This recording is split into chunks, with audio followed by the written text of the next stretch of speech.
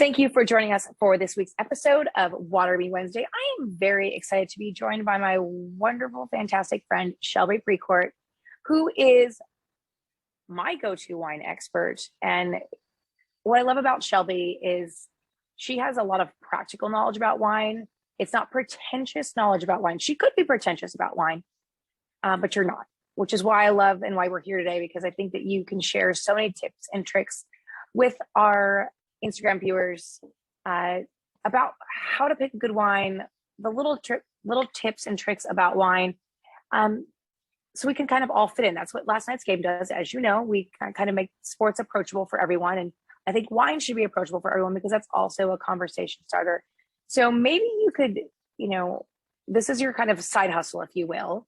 Maybe you could tell us a little bit about how you became so fascinated with the world of wine and why you've chosen to kind of dive into some studying and further into the world of wine. Sure. Thanks for having me. I actually started studying wine because, like we all do, we go to dinner and they bring out this big book of who knows what, all these names that you can't pronounce, you don't know what they are, and they hand it to someone at the table to pick this wine. And some people are really good at that, I learned. And when some people picked the wine, I thought, it's not really what I liked. And so I thought, well, why can't I be the person that knows what to pick? So I was really selfish in my knowledge there because I wanted to have the wine that I liked. So I decided to read some books and just get into some studying and figure out what this wonderful grape juice was all about. Well, and in all fairness to people watching, you are the person when we go out that we'd say, hand her the wine list. She knows all of us. She'll pick something that we like, and you pretty much nail it every time. I guess because I'll forget to ask at the end, what if someone wanted to learn, you've recommended some good ones I've seen, but what are some things that people should, resources, like, is there a great book to read? Is there something that's kind of approachable that is less intimidating, that they could rely on for Instagram pages you like, that they might follow up for wine tips? Yeah, I think the first one that I kind of went to, it's Wine Folly. And her name is Madeline Puckett, and she is just very approachable, and she's got some good graphics. She likes to laugh about it, and it's good knowledge. It's fun to learn from her, and she's on Instagram, and she actually has a book out, and it's Wine Folly, and it's just a fun read, and it teaches you a lot from how they make wine through what wine should taste like, and even gives you colors and photos of what different wine colors should look like. Yeah, that's fantastic. I love that. Okay, I'm gonna go follow their Instagram account. Yes. So we had a couple of reader, listener, Instagram friends questions that came in. One of them was, what's the best Pinot Grigio? And I know your answer on best because we all know that wine is binary. But what I told you and I admitted is I like wine, but I don't really know the difference between a Pinot Grigio, a Sauvignon Blanc, a Chardonnay. So maybe you could give us a little white wine 101, if you will, in the short amount of time that we have, and give us a little bit on that. Yeah, so Pinot Grigio is a very light white wine. It's going to be, something that's not overpowering if you wanted just something to sip without food, or if you were eating something light, some seafood or something, you could pair it with the Pinot Grigio. And it's best when you go into a store if you don't really know what to pick, because each store will have something different. And so you're going to look for whoever's working in that store. They're going to know their inventory usually better than anyone else. And so I would ask them, say, I'm looking for a Pinot Grigio.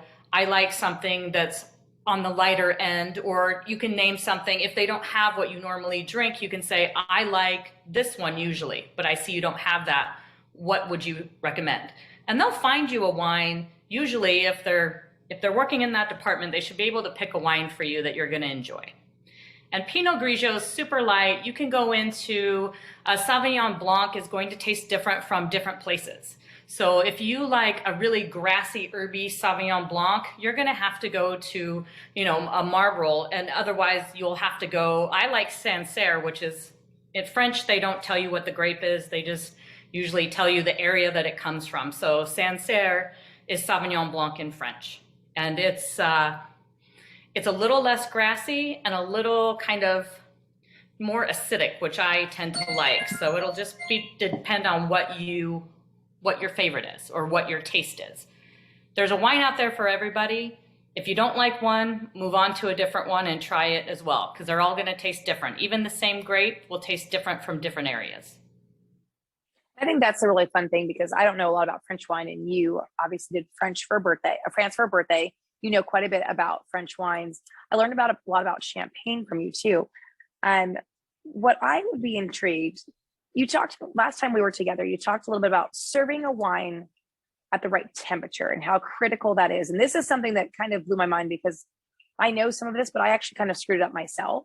So talk to us about, I pulled this great bottle of Pinot Grigio out. I pulled this great bottle of Red Zin out of my refrigerator or off my counter. How am I serving them? What am I doing with them? Yeah, so the different temperatures are really going to change the way and what you're tasting in the wine. So if you're drinking a white wine, you usually want it to be chilled, and most people know that. And so most of the time a white wine, you can kind of, if it's been sitting on the counter, if you don't have a wine fridge, which I recommend, usually a wine fridge will keep things at 55 degrees. You can turn it down for whites, but you could take a bottle of white wine, put it in the fridge for about 30 minutes, and you should be pretty good to drink it right out of the fridge after that. Because you want to drink it anywhere like 45 degrees, but it doesn't matter. Put it in the fridge for 30 minutes, take it out, drink it. It's going to be fine. And experiment with it. If you find that you don't like it at that temperature, let it sit out a little bit longer or chill it even longer the next time and see, you'll get different notes. So if something's too warm, especially a red wine, which people will leave on their counter, and I live in Phoenix, and the temperature in my home is, in the summer, it could be up to 75 degrees. So you don't want to drink wine that's 75 degrees. I know they say room temperature red, but room temperature for them was an old, English castle.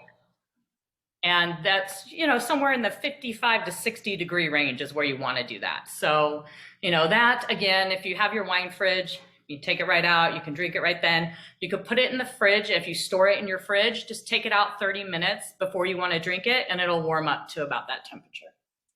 So I have some friends who put their red wine after it's been drank, there's a little bit left in the bottle, they put it back in the fridge corked. Some that leave it on the counter. Is there a right way or a wrong way to do that? Well, if you leave it on the counter, it's going to degrade faster. So if you put it in the fridge, you save yourself an extra couple of days of it being good or tasting about the same as it did when you opened it. Because oxygen is not a friend to wine. So if you leave something uncorked open on the counter, it'll probably be bad the next day. If you put it in the fridge corked, it'll probably be good for 2 or 3 days. Okay, note to self.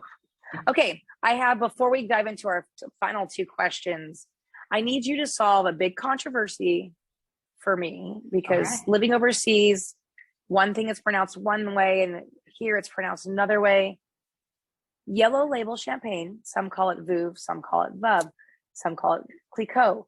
Please tell me, because you are our champagne expert, because you've been there and done the things and know all the things, what should we be calling it here in America?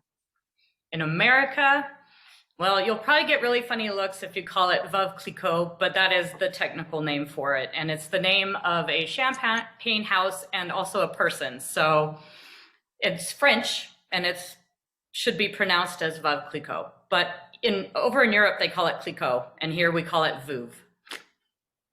So nothing like us to butcher some things. Okay, so now I want you all to go out and order Clicquot and make yourself look extra brilliant, right? And if you really want good wine tips like that for pronunciation, there's Julian Mikel's he has all pronunciations. It's on YouTube. He calls it Julian's Wine School, and he's the French winemaker. And he will teach you how to pronounce all of the things correctly. Okay, note to self. I've written a lot of notes down.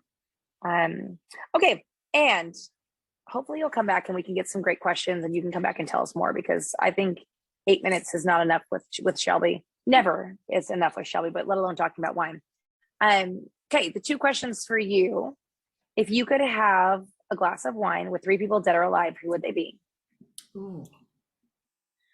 Coco Chanel at the Ritz Bar in Paris. Ooh, well done. Ernest Hemingway, he just seems to know how to drink. And maybe the Grand Dame, the Madame Oh, Clicquot. Why not? great book, by the way, if you haven't read that one. And Ernest Hemingway, I mean, we went to Cuba, so I mean, you could talk about Cuban food Yeah. We and could all go the to the things. Floridita.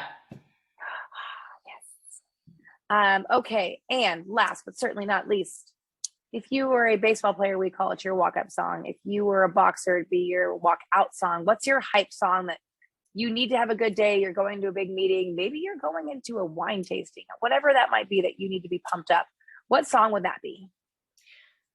Well, funny enough, it would be I Want to Be Sedated. Kind of rock out, but it's a good song. It is a great song. I was thinking you're in a picture. You might have said like Red Red Wine. Was it UB40? I think you sang that song. Oh, that's a good one too. Yeah. I mean, it's not a hype. It's not a hype song. That's more of a drinking wine song. But that is hilarious. I love that. That's a great choice. Well, for those of you who are watching, if you have questions, send them along. I'll compile a list for Shelby. We'll have her back because she's so full of knowledge. And I will also put in the notes the two resources she talked about, the Wine Folly and Julian's Wine School. So thank you, Shelby, for joining us. It's so wonderful always wonderful to see your face. So thank you for joining us and sharing your brilliant mind with us. Yeah, And you're power. very welcome. Thank you.